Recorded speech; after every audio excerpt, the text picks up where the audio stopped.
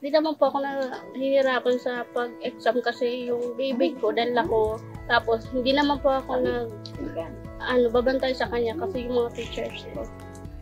First time ko pong may anak na po ako, tapos ganun ang mangyayari. Hindi ko naman po inasa na yung darating na bagyo dito sa amin. Malnourished daw po yung baby ko, ngayon lang. Ngayon lang po siya nag-malnourished kasi nagkasakit nga po. Yung timbang po niya, bumaba kasi hindi naman po siya halos kumakain. Pag may sakit, di siya po kumakain madalas. May lagnat po, tsaka ubo. Tsaka wala pa po nung pera, tsaka gamot. Kaya nahirapan po kami.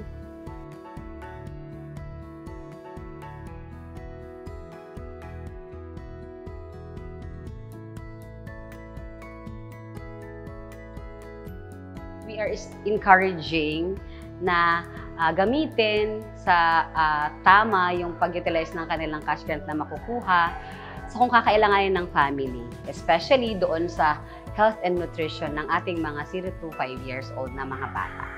Kung makakuha naman po ako ng cash grant, ibibili ko po ngayon ng pagkain, tapos gamot, para kung magkasakit naman po siya,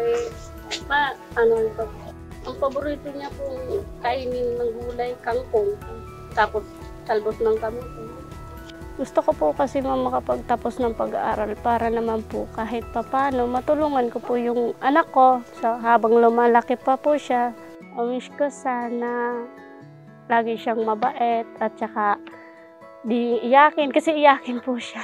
Tsaka lagi siyang magdasal sa Diyos.